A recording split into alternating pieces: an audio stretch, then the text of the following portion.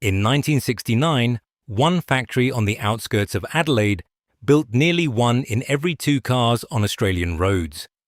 Drive down any street from Cairns to Hobart, from Perth to Sydney, and there was a better than even chance the car in the driveway had been born in a single industrial complex in Elizabeth, South Australia. A city that barely existed 20 years earlier. A city built almost entirely because of one company. Holden.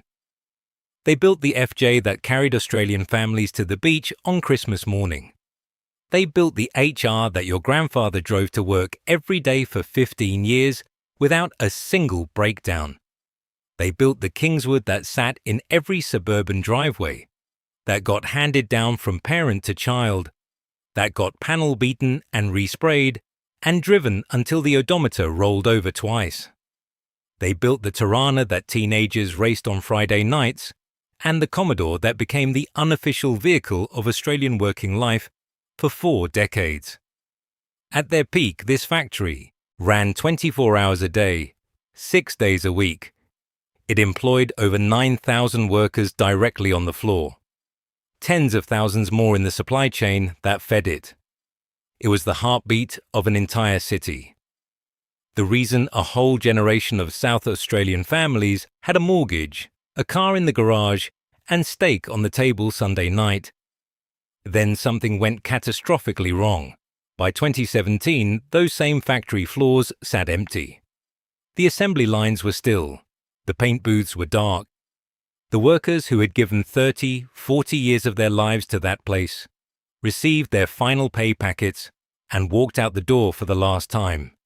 And within months, the company that had survived the Great Depression, 2 world wars, the oil crisis, and every recession Australia had ever thrown at it, rolled the last Commodore off the line, turned out the lights, and left. Market share that had once touched 50%, gone. 9,000 jobs, gone. An industry that employed hundreds of thousands of Australians across the entire supply chain, gone.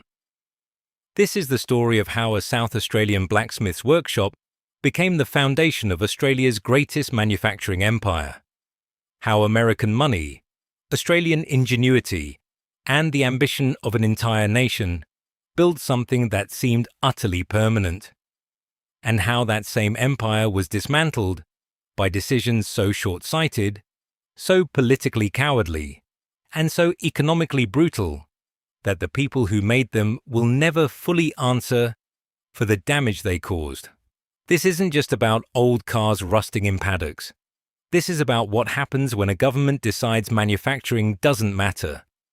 When accountants in Detroit make decisions about workers in Elizabeth. When a nation chooses to believe it can survive without making anything. And what is left behind when an industry that took 70 years to build is allowed to die in less than a decade. Welcome inside the silent Holden factory, where Australia's greatest car dream was built, dominated, and destroyed. Chapter 1. The Blacksmith Who Started Everything. Adelaide, South Australia.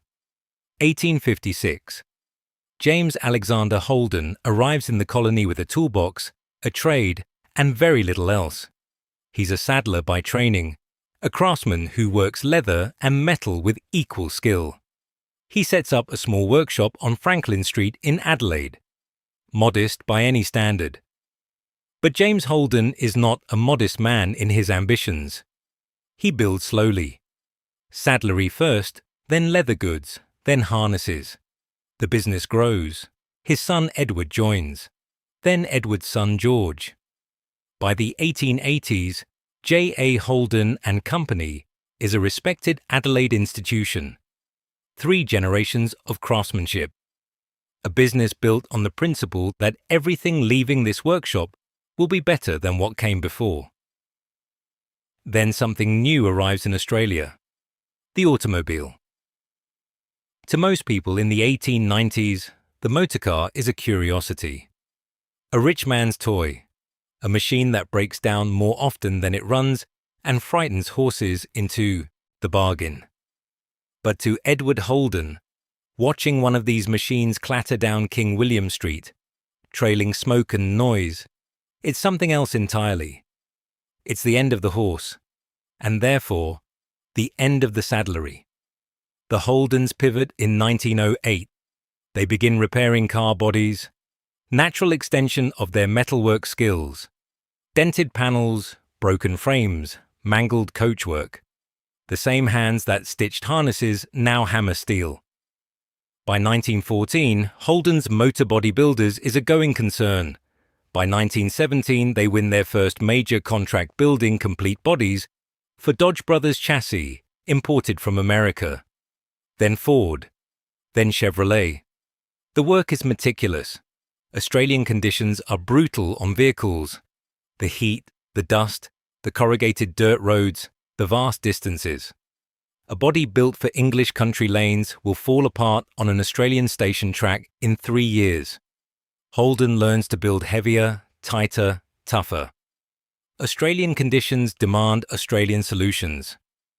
By the early 1920s, Holden's Motor Body Builders is the largest car body manufacturer in Australia.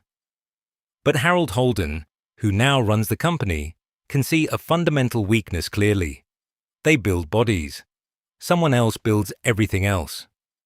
They are permanently dependent on American manufacturers for engines, transmissions, axles, chassis. Every change in policy in Detroit flows directly through to Holden's order books. Harold wants to build complete cars. He wants full control. A truly Australian product, from first weld to last coat of paint. He just needs the right partner. Chapter 2. The American Connection, Detroit, Michigan. 1923. General Motors is the largest industrial corporation in the world, and GM is hungry for international markets. Australia presents an interesting problem. A country of 6 million people, growing fast, with rising incomes and an appetite for motor vehicles, but isolated half a world from any major manufacturing centre, with import duties that make bringing in complete cars expensive. The logical solution is to manufacture locally. Then someone in GM's international division hears about Holden's Motor Body Builders in Adelaide. Well run, quality focused, decades of experience building for Australian conditions. In 1923, General Motors acquires 50% of Holden's. By 1931, they've bought out the rest. The company becomes General Motors Holden's Limited. The timing works in Australia's favour. The Great Depression hits in 1929 and devastates the global automotive industry. GM is fighting for survival in America. They don't have the capital or the attention to micromanage a small factory on the other side of the world. GMH Australia is effectively left to run itself, and the Australians running it begin to develop something important. A vision for a car built specifically for Australia. Not an American car with the steering wheel moved, not an English car with heavier suspension bolted on. A car designed from the beginning for Australian roads, Australian distances, Australian weather, Australian families. Wider than an English car, tougher than an American one. Simple enough to be maintained by a backyard mechanic in Broken Hill. Reliable enough to cover Melbourne to Sydney on one tank without dramas. This idea sits on the shelf through the 1930s. The money isn't there, the manufacturing capacity isn't there.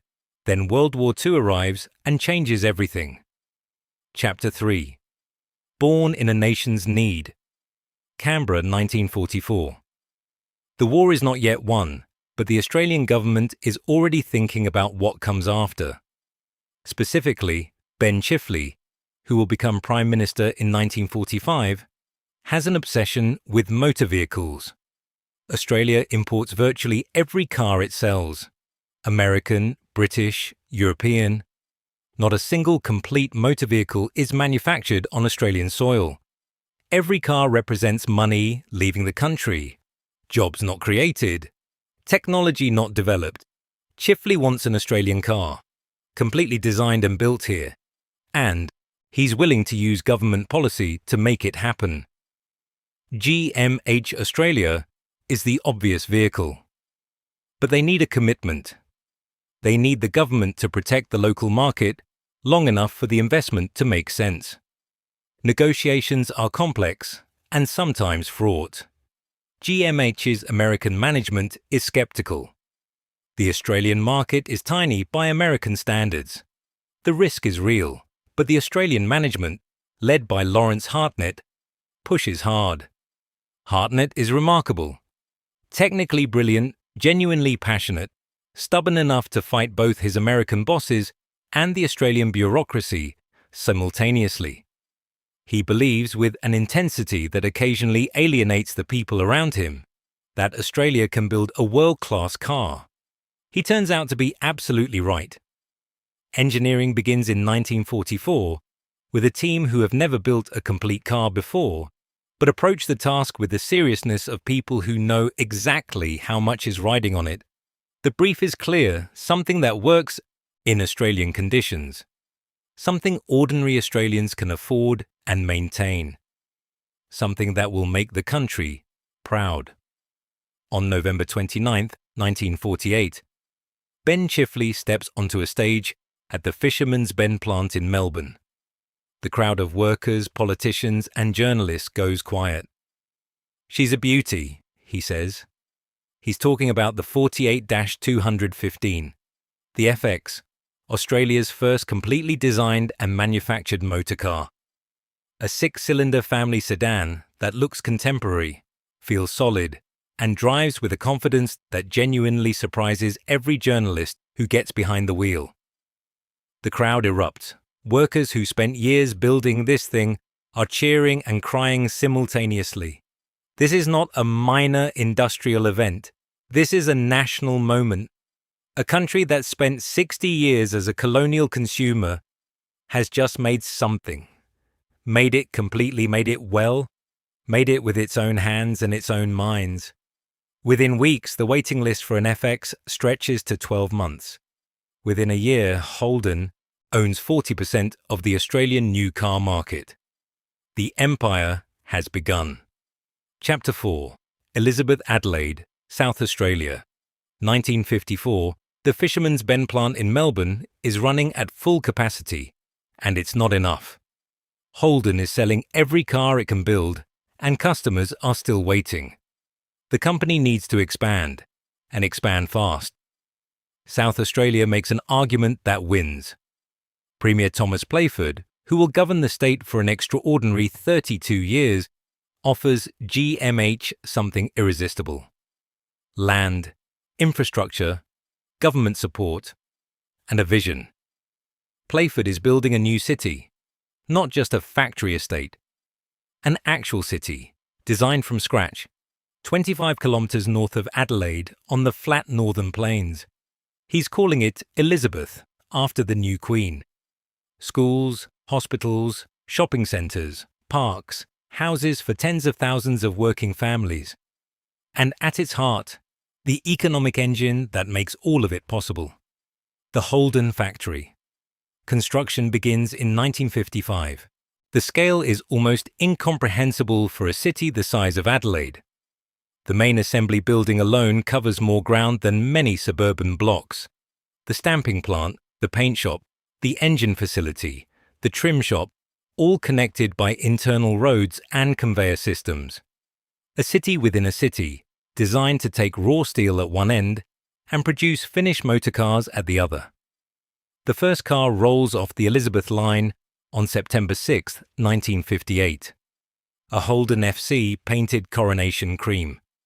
The workers who built it sign their names on paper that gets locked in a time capsule and buried under the factory floor. Elizabeth is now a car town. Walk the streets in 1960 and you see it immediately. Front yards neat and tended, because these are people with steady work and the energy to maintain what they have. Holdens in every driveway, naturally. Kids on bikes. Men coming home from shift work at hours no office worker would recognize. 6 in the morning, 2 in the afternoon, 10 at night. The factory runs and the city organizes itself around it.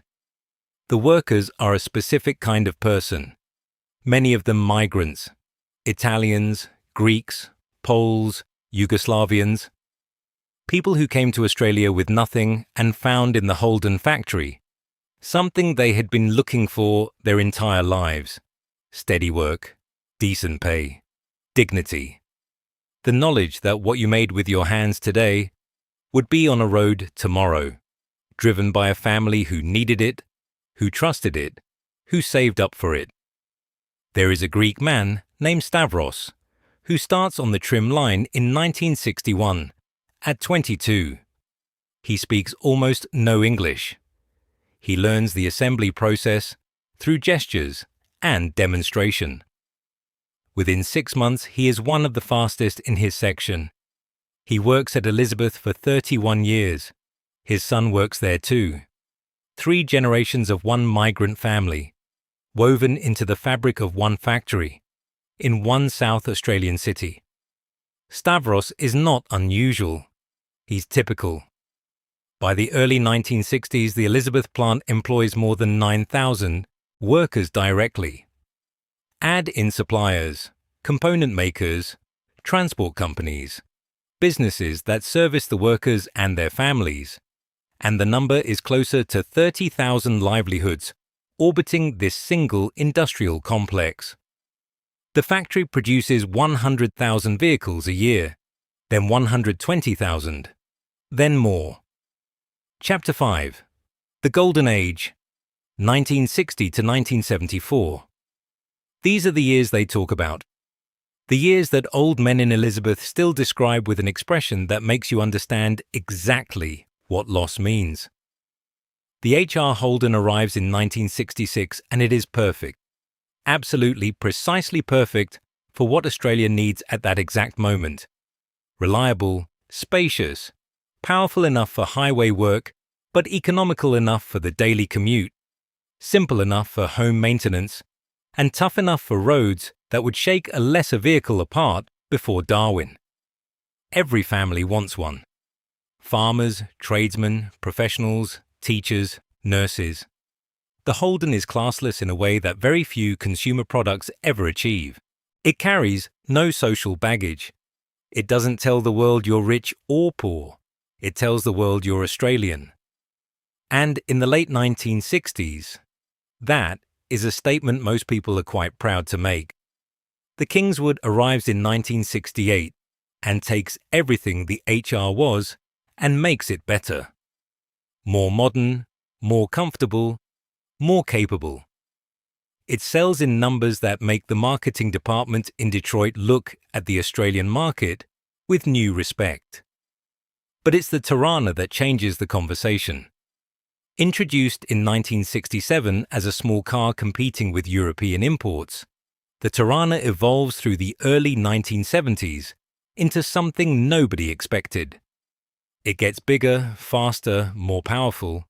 It starts winning races. Australian touring car racing is taken over by Holdens in general and Taranas in particular. The relationship between the Elizabeth factory and the racetrack creates a feedback loop of performance development that benefits both sides enormously. Peter Brock drives a Tarana at Bathurst in 1972 and finishes second. The following year, he finishes second again. Then, in 1975, in a GTRX-U1 that sounds like the end of the world and handles like a car 10 years ahead of its time, Brock wins. The crowd reaction confuses and then awes the overseas observers covering the event. They have never seen Australians behave like this about a car race. This isn't just sport, this is identity. By the early 1970s, Holden holds between 40 and 50% of the Australian new car market. Every second car on every Australian road. The Elizabeth factory runs 3 shifts. The car park for workers stretches for what seems like kilometres. On shift changeover, the roads around the plant are jammed as one army replaces another. The wages are good, not extravagant, but solid. A floor worker at Elizabeth can buy a house, support a family, send kids to school properly fed and clothed. He can afford the car he builds. He can retire with a pension. He can give his children a better start than he had. This is what manufacturing does. This is the specific, irreplaceable thing that manufacturing does for a working community that no other industry replicates. It creates a concentration of well-paid, stable, skilled employment that supports everything around it. The school gets teachers because factory workers pay rates. The hospital gets equipment because factory workers pay taxes. The shops stay open because factory workers have money to spend. Elizabeth, in 1970, is a working city that works. Inside the factory, the culture is fierce and alive. Teams on each line develop identities. Competitions, informal and never officially sanctioned, about who runs fastest, who has the best quality numbers, who can outwork the other section. There are disputes and grievances and union meetings and management confrontations. But underneath all of it is shared ownership of the product.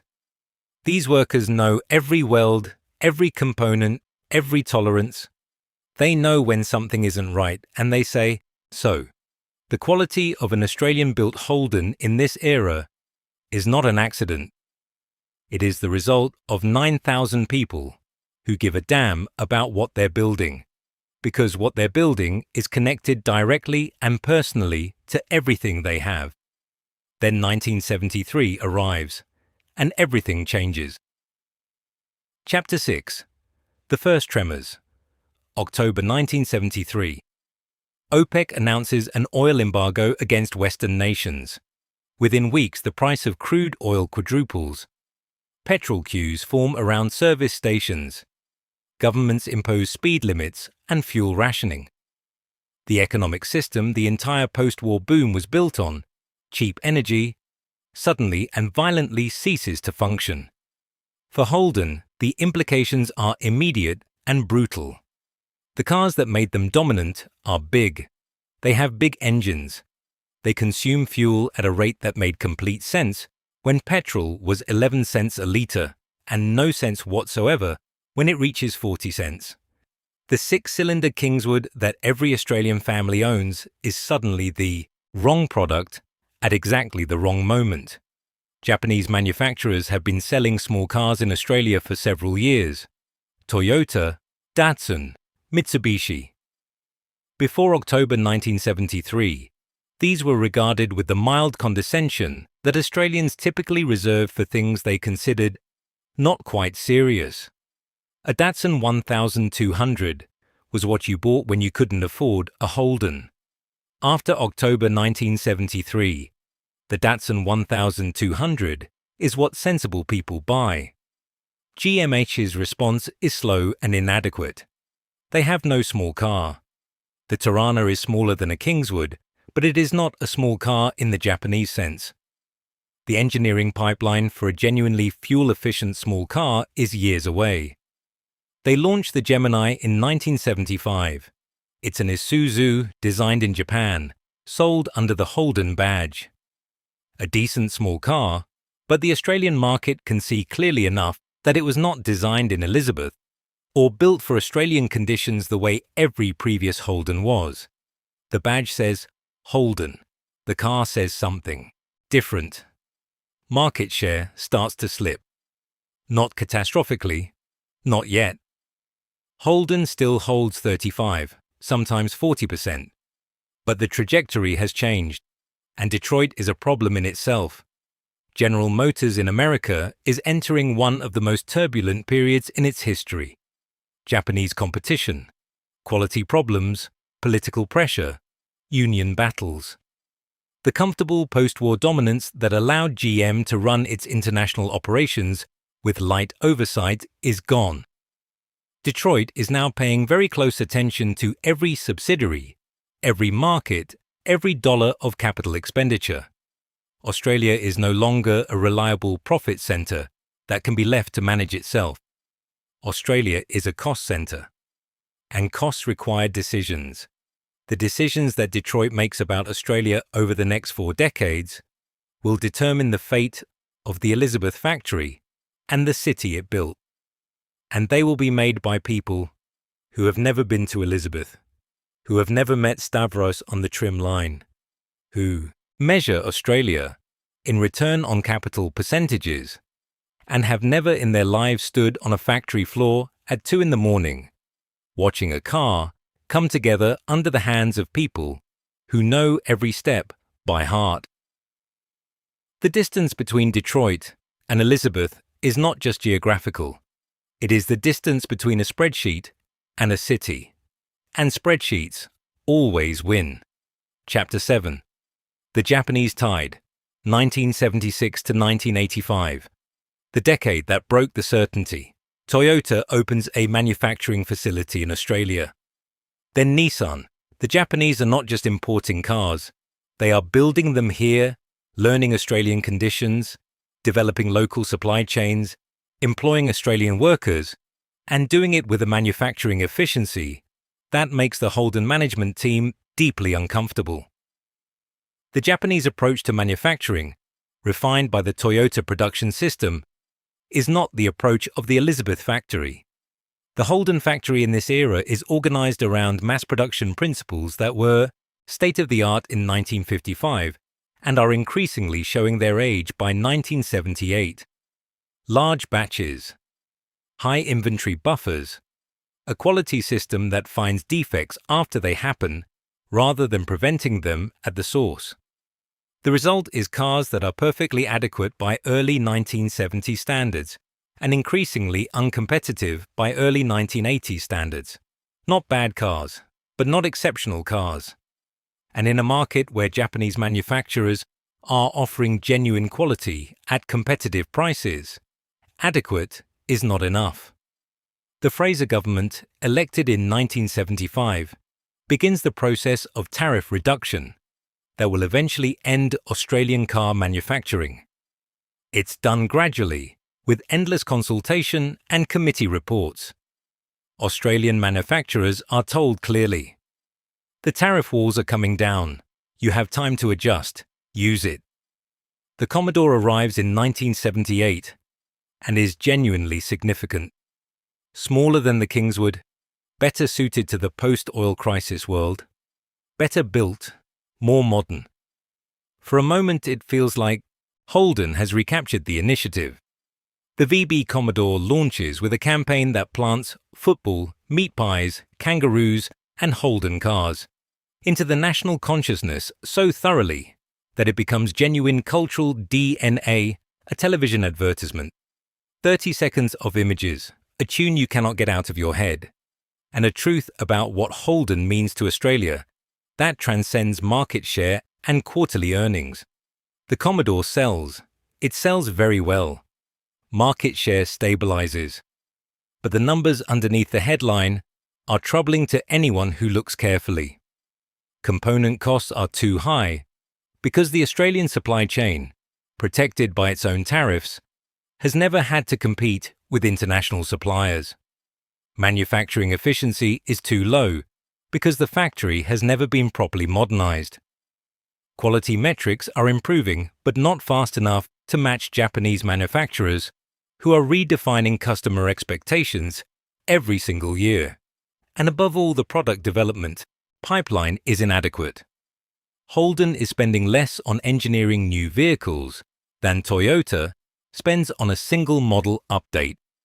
The gap between what Elizabeth can offer and what the Japanese manufacturers can offer is widening every year, not narrowing.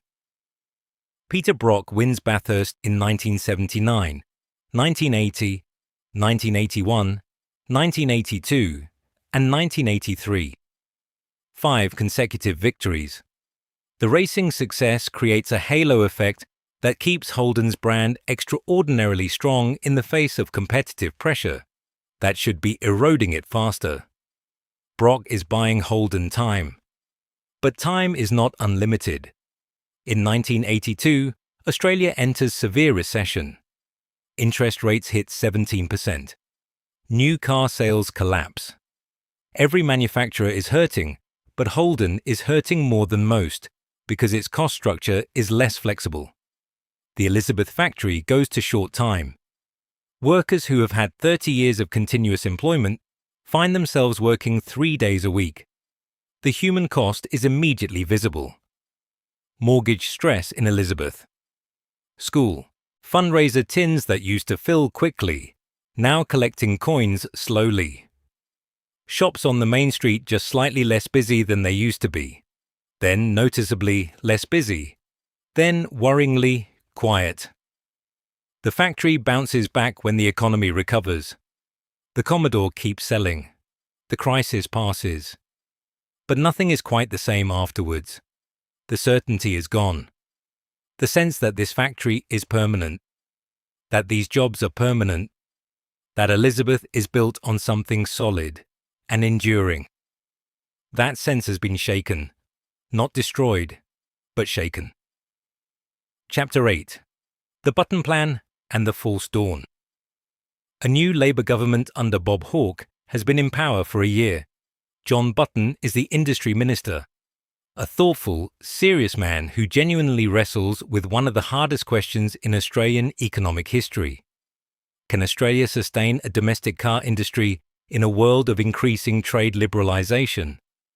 The Button Car Plan is the most serious attempt by any Australian government to answer that question.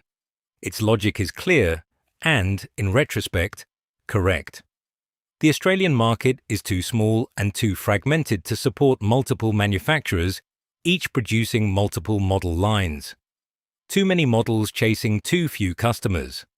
The solution is rationalisation. Fewer manufacturers, fewer models, higher volumes per model, lower costs per unit. Button uses tariff reductions as both carrot and stick. The tariffs will come down. You have no choice about that. But if you rationalise, if you invest in efficiency and quality, the government will provide assistance and time to make the transition. For GMH Holden, the Button Plan creates a genuine moment of decision. Detroit is watching. The numbers from Australia are not good. Return on capital is below the company's threshold. The market is getting more competitive, not less.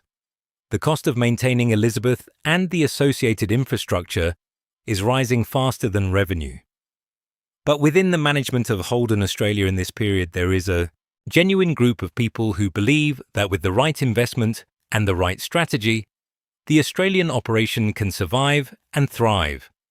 They develop a plan. The VN Commodore, scheduled for 1988, will be a genuinely world-class vehicle. The factory will be modernised, quality systems updated, cost structure addressed. It's ambitious. It requires significant capital from Detroit.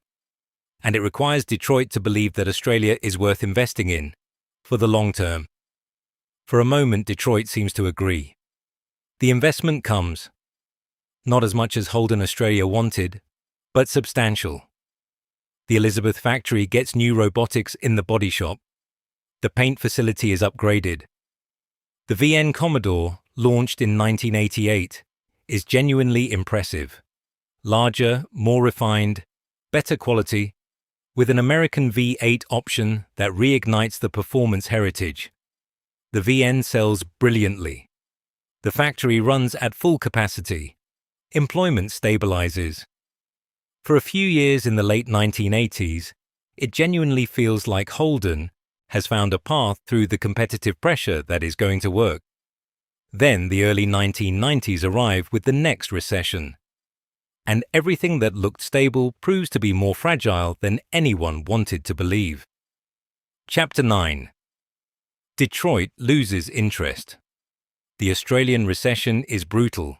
New car sales are well below their peaks. Every manufacturer is cutting costs.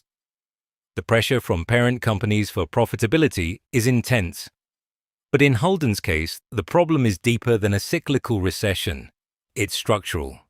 General Motors in America is in crisis.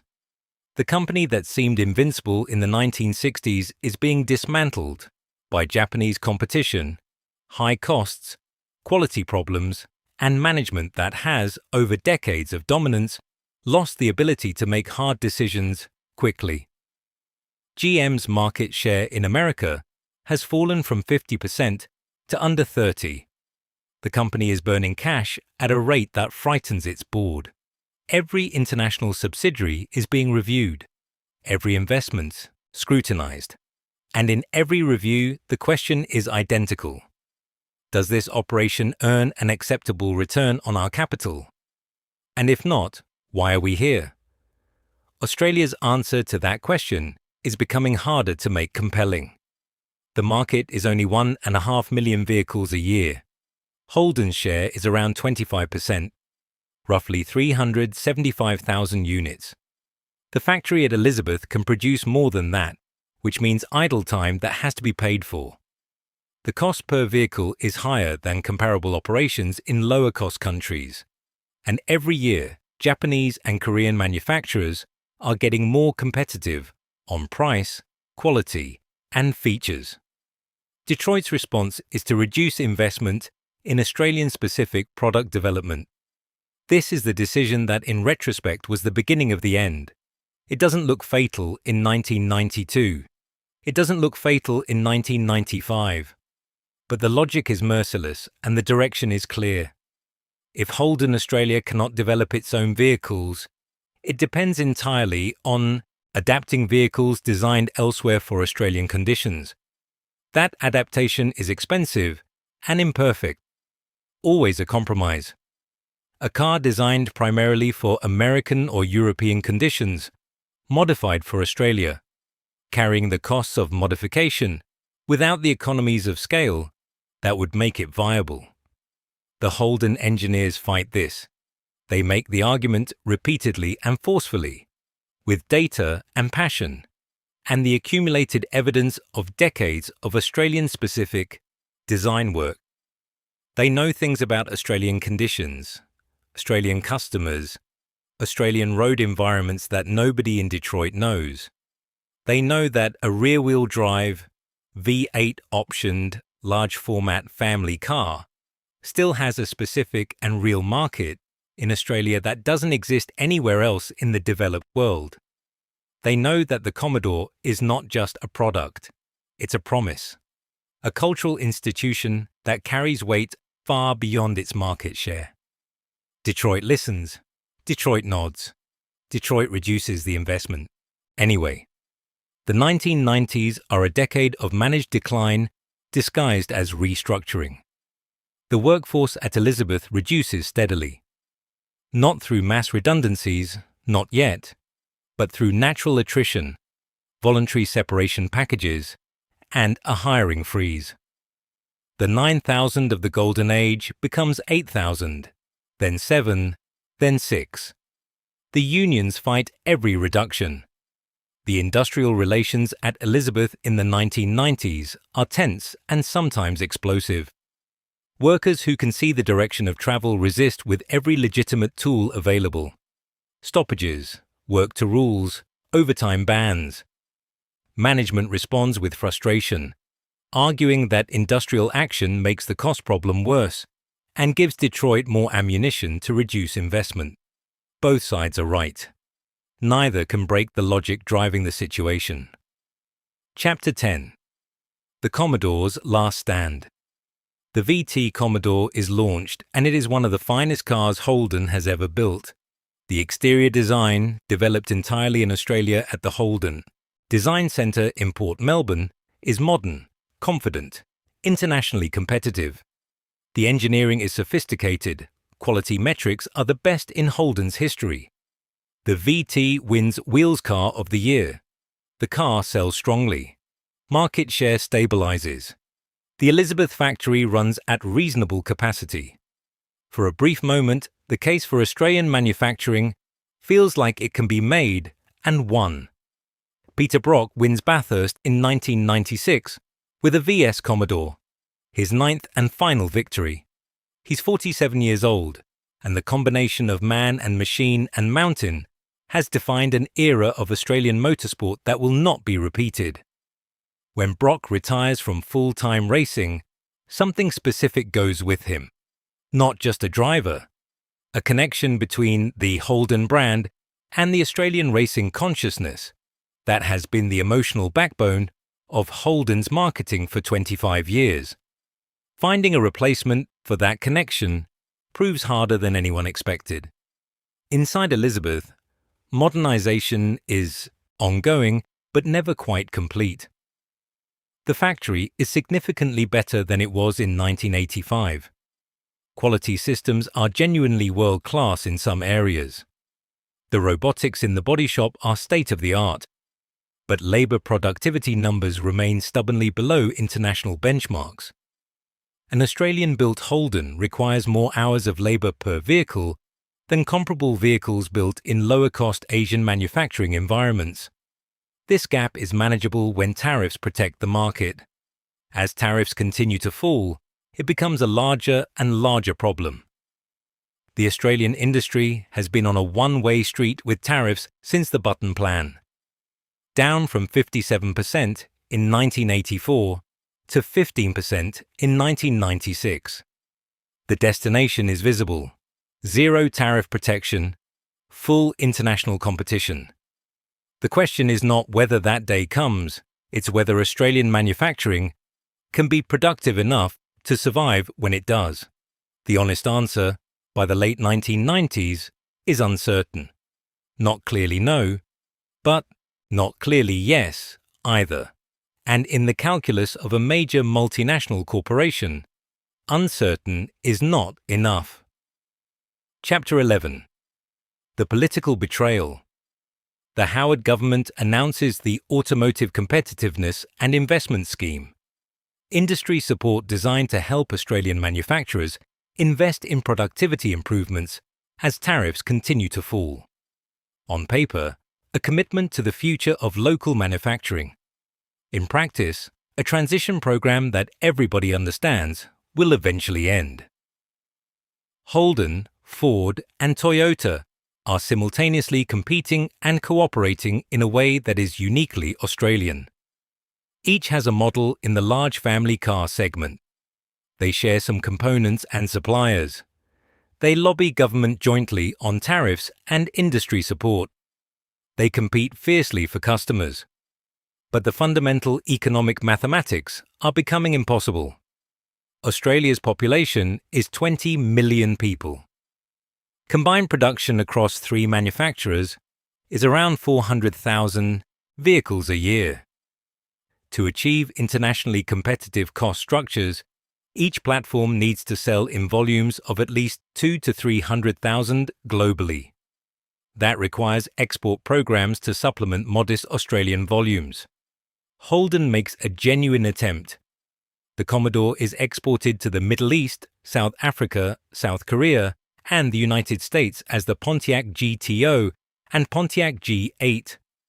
At its peak, Holden is exporting more than 50,000 vehicles a year. Real additional volume that helps spread fixed costs. But it's never enough. The volumes needed to make Australian manufacturing truly competitive are simply not achievable. The global large family car segment is declining everywhere. American buyers choose trucks and SUVs. European buyers choose smaller cars and diesels. The Commodore is a brilliant car in a category the global market is walking away from. The 2008 global financial crisis is the moment the numbers stop adding up. Sales crash. The automotive industry, globally, is in crisis. In America, GM itself requires a government bailout of $60 billion. In return, GM must do things it would never have chosen voluntarily. Sell brands, close factories, exit unprofitable markets. Australia is suddenly not just a subsidiary with mixed profitability. It's a drain on a parent company that can no longer afford drains. The Rudd government provides emergency assistance, $2 billion across the industry, substantial by Australian standards.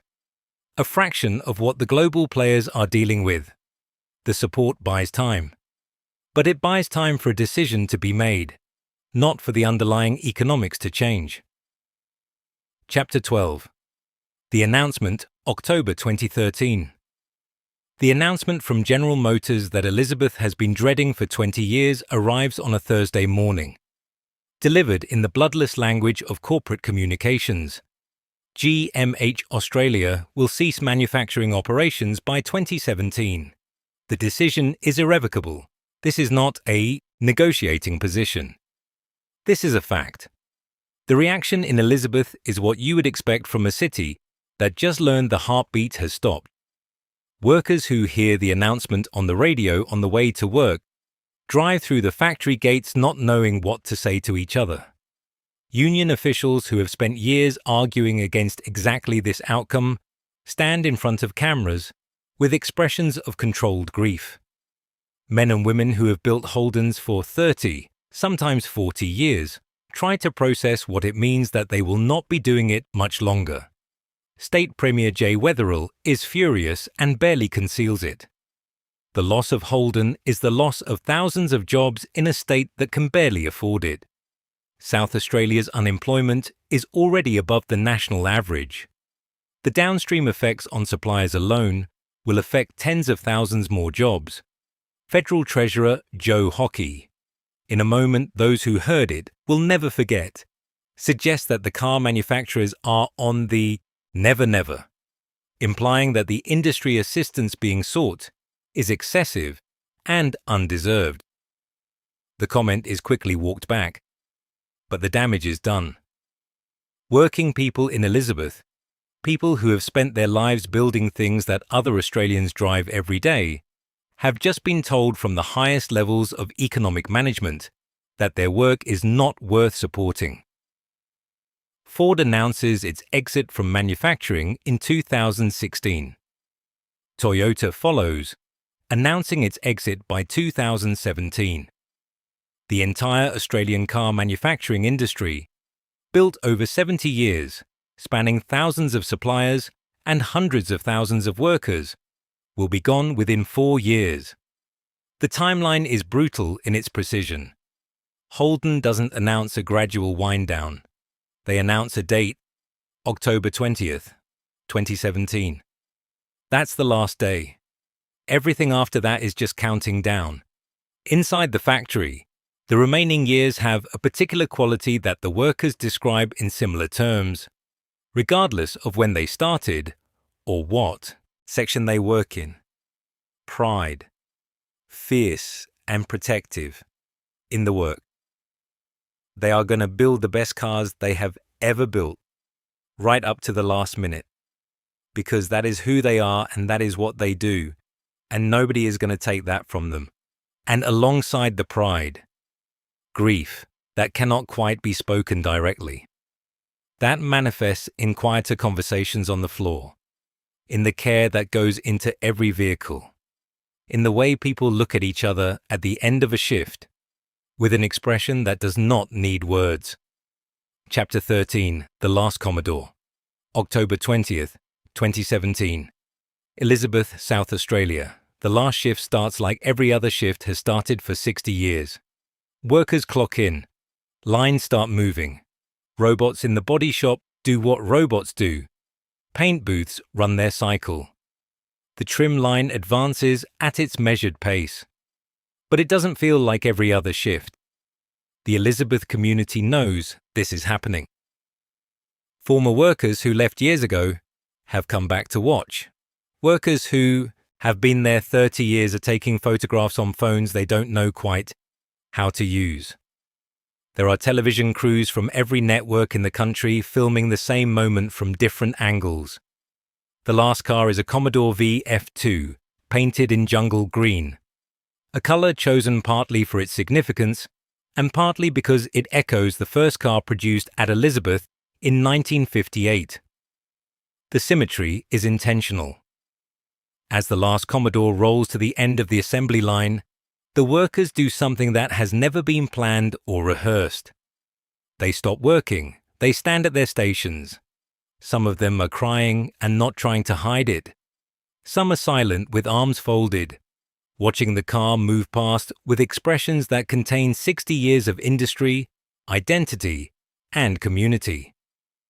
The car is guided off the line by hands that have each spent decades in this building.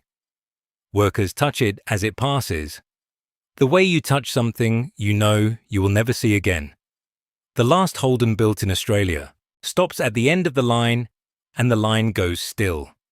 For the first time in decades, the Elizabeth factory is silent. The CEO says something into a microphone. The union representatives say something. Politicians say something. None of it matters as much as the silence. Outside the factory, a crowd has gathered. Workers and former workers and families of workers and people who grew up in Elizabeth and people who just felt they needed to be here, to witness, to be part of the last moment of something they are not ready to call the past. They applaud the last workers as they walk out. Not politely, not formally, with the kind of sustained, full-throated acknowledgement that tells you the people clapping understand exactly what they are clapping for. These are the people who built the cars that built this country. And now it is done. Chapter 14. The Silent Factory Speaks Elizabeth, South Australia. Today, drive north from Adelaide on the main North Road and turn left on Phillip Highway.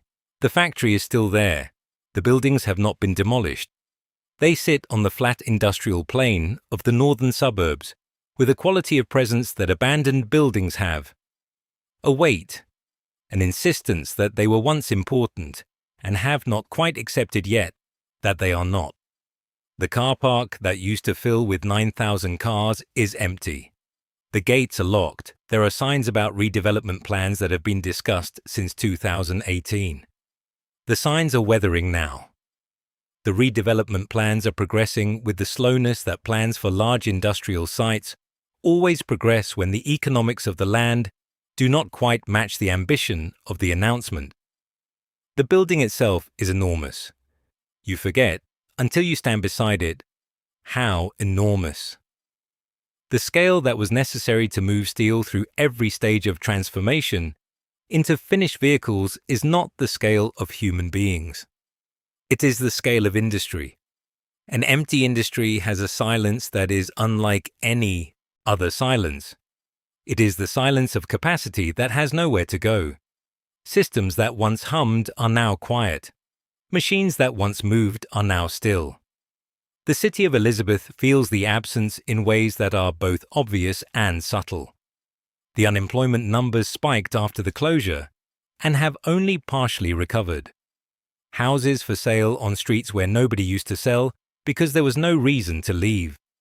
Shops that closed in the years after 2017. Not dramatically and not all at once, but steadily. The way businesses close when the density of spending in a community falls below the threshold they need to survive.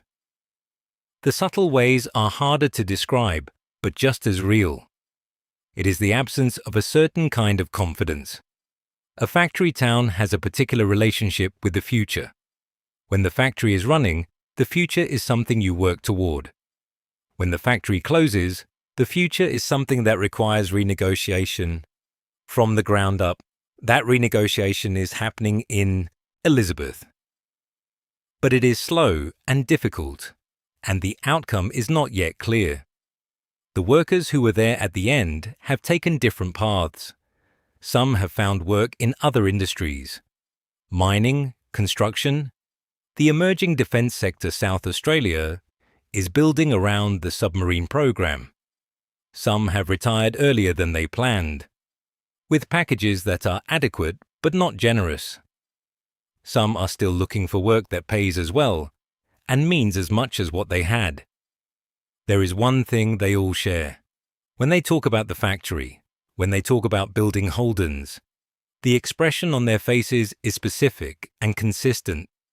It is the expression of people describing something they were proud of and have not stopped being proud of, even though it is gone. Pride without its object, which is one of the particular forms of grief.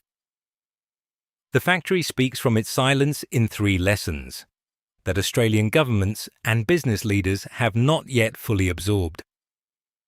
Lesson 1. Manufacturing is not optional.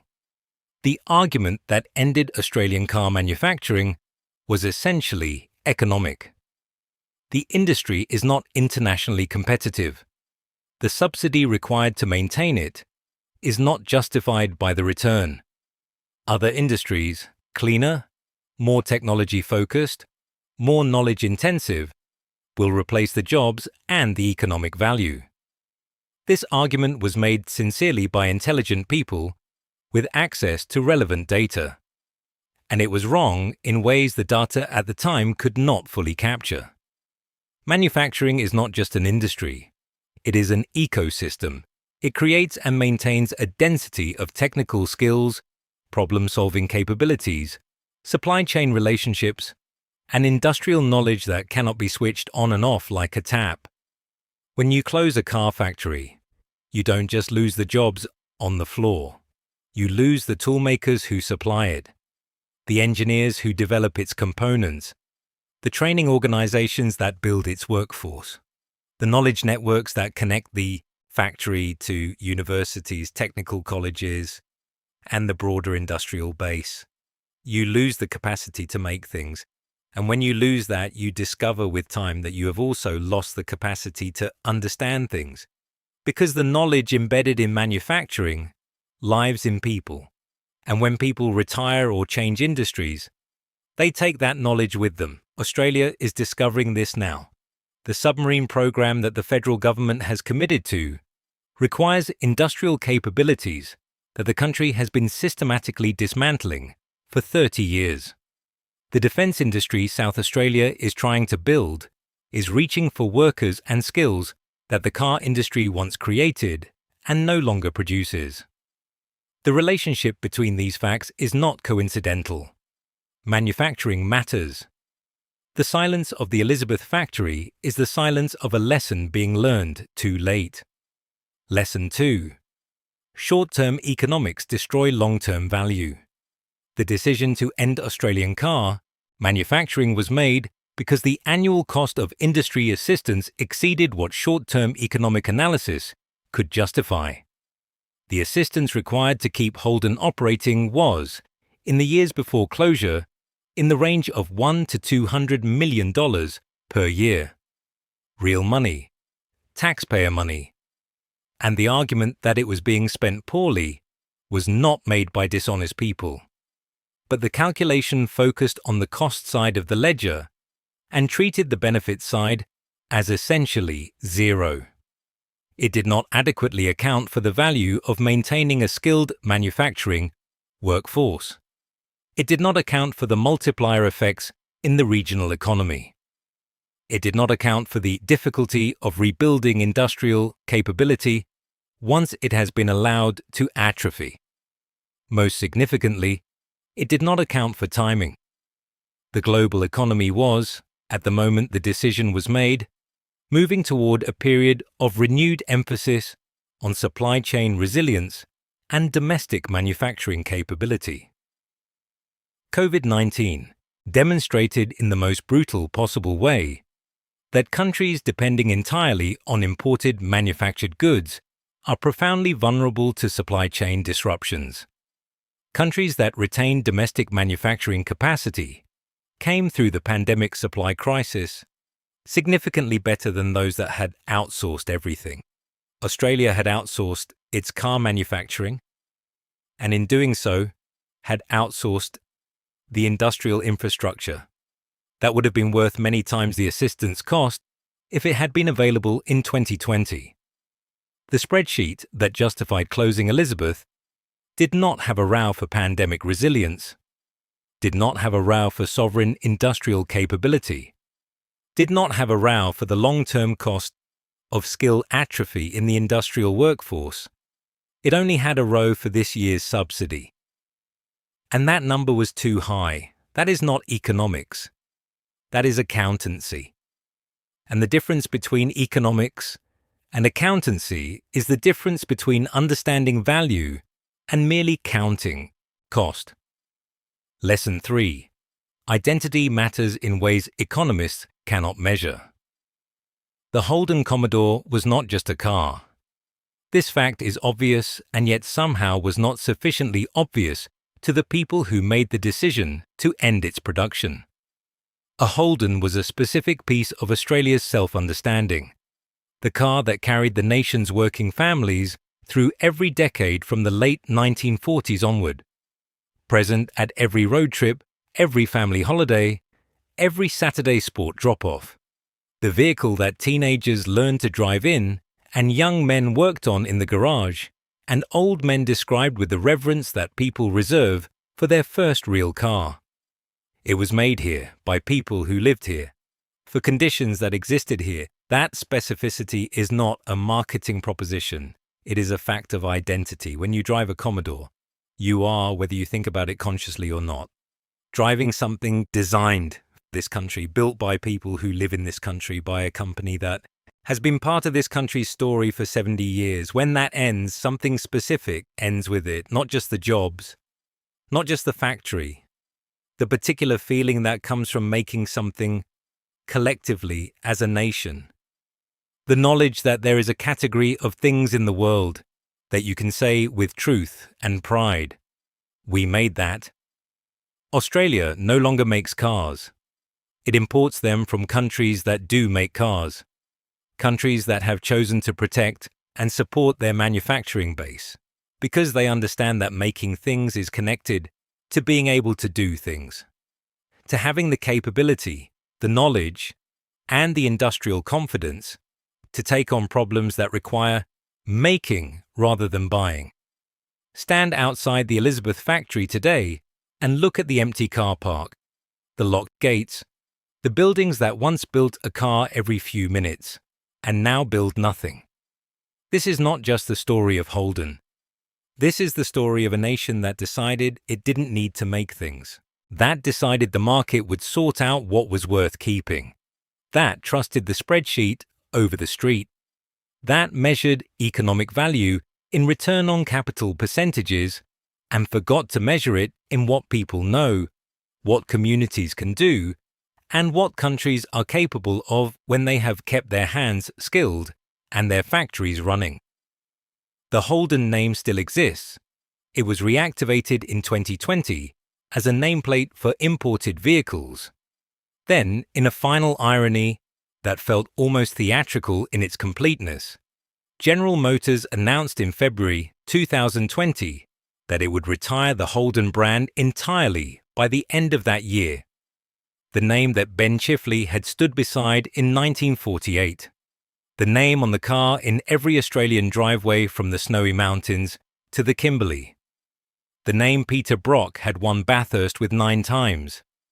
The name Stavros had worked 31 years to put on cars that went out onto Australian roads and served Australian families. Gone. Not retired with ceremony. Not honoured. Just deleted from the corporate portfolio of a multinational company that had moved on. The reaction in Australia was grief. But it was the grief of people who already knew this was coming. The funeral had been held in Elizabeth in 2017. This was just the erasure of the headstone. There is a worker named Richard who was in the final inspection section at Elizabeth for the last 12 years. He was there on the last day.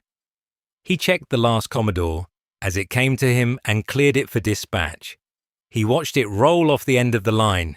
He says this, "I know people think we should have seen it coming. And we did see it coming. We just didn't believe it would actually happen. Because the idea that Australia would choose not to have a car industry, that we would just decide that was fine, that we didn't need it, that seemed impossible. It seemed like deciding you didn't need a heart."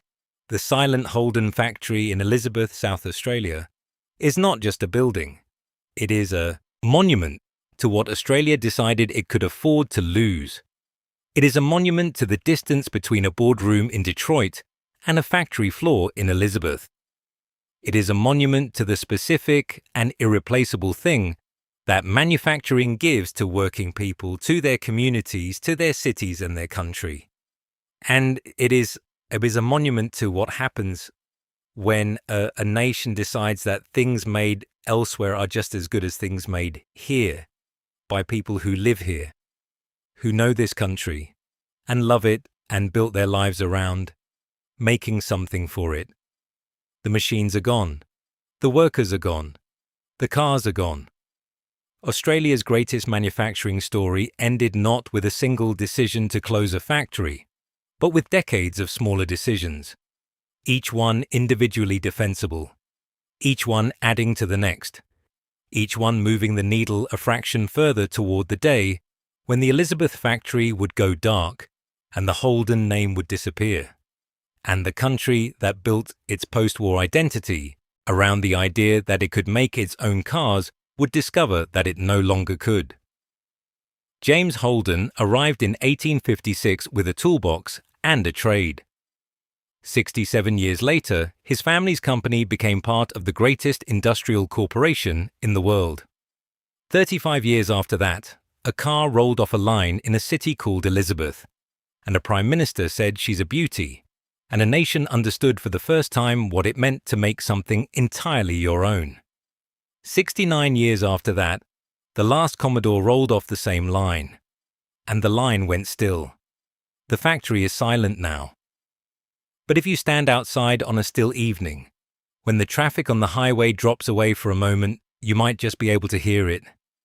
The echo of 9,000 workers, the rhythm of assembly lines, the sound of a country making something.